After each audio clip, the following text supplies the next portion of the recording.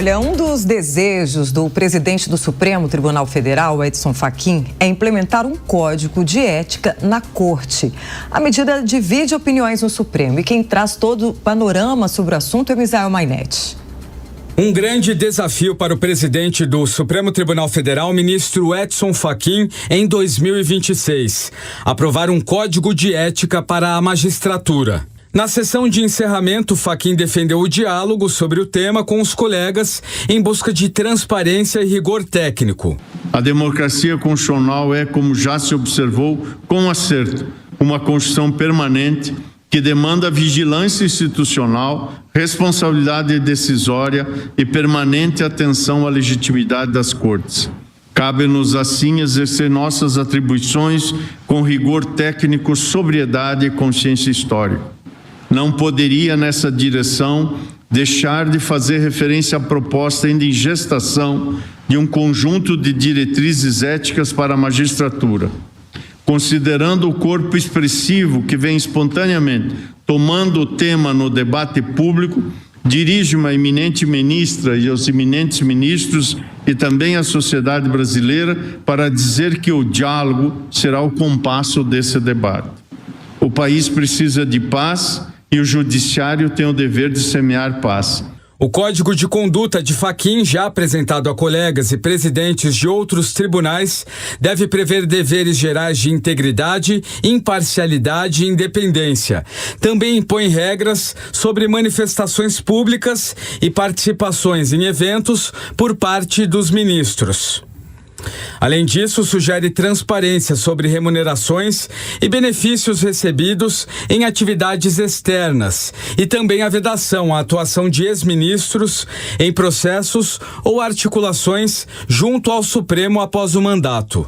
Na visão de algumas autoridades e especialistas, acontecimentos recentes aumentaram a pressão pela necessidade do código. O economista e ex-ministro da Fazenda, Maílson da Nóbrega, menciona a presença do código em cortes de outros países.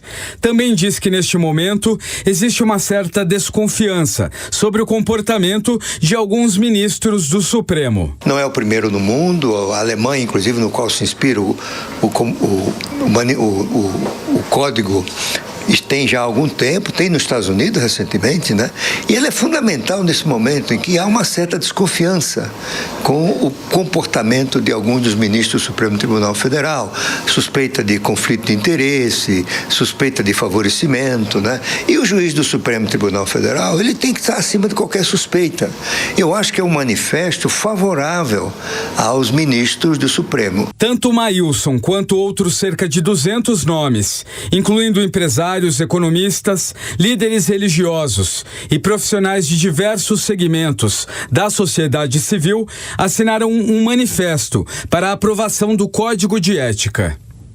O cientista político e apresentador da Jovem Pan News, Luiz Felipe Dávila, que também assinou o manifesto, considera descabida a resistência dos ministros sobre o Código de Ética idealizado por Fachin. É uma resistência que é descabida, porque, afinal de contas, isto valoriza a atuação ética que é tão importante para aqueles que exercem o cargo de guardião das leis e da Constituição do país.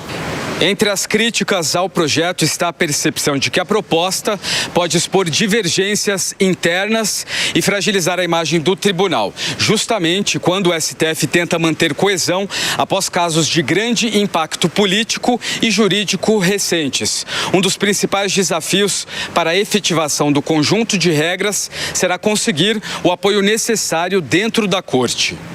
Nos bastidores, também se observa que faltou maior articulação de Fachin com seus pares antes de tornar pública a ideia. O ex-ministro da Justiça, Miguel Reale Júnior, fala sobre a falta de colegialidade do Supremo. O Supremo Tribunal Federal apresenta uma série de problemas, como, por exemplo, a falta de colegialidade, ou seja, as decisões são, na sua maioria, decisões monocráticas, tomadas isoladamente por um ministro. As decisões monocráticas chegam ao cúmulo de 90% das decisões do Supremo Tribunal Federal. Então, há aí sugestões para redução das decisões monocráticas. Outra questão é o problema relacionado ao ativismo judicial, ou seja, o Supremo Tribunal Federal avança em matéria legislativa e acaba por legislar, por criar normas no vazio da inoperância do legislativo. O legislativo não legisla e, ao não legislar, a questão exige uma tomada de posição que venha a ser tida pelo Supremo Tribunal Federal. Para Gerson Kelman, professor da Universidade Federal do Rio de Janeiro, a criação do Código é uma necessidade urgente. Ele diz que existe uma grave crise de confiança na Corte. Também detalha as dimensões intelectuais que o Código precisaria ter. Eu penso que um Código de Conduta para a Suprema Corte implica tem duas dimensões. Uma de natureza intelectual e outra de dimensão moral. Na dimensão intelectual, os ministros, que são, obviamente, muito competentes intelectualmente, eles têm a obrigação de traduzir o seu vasto saber em algo que facilmente compreensível pela população. Na dimensão ética, moral, eles têm a obrigação de serem vistos pela população como exemplos.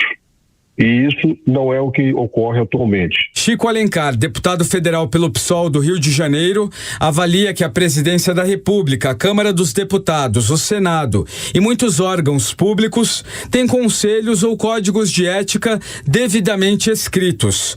O partido, junto da Rede Sustentabilidade, também propôs um projeto de lei para a criação de um código. Participar de eventos organizados por grupo com interesse financeiro substancial no desfecho do caso que esteja em tramitação lá no Supremo.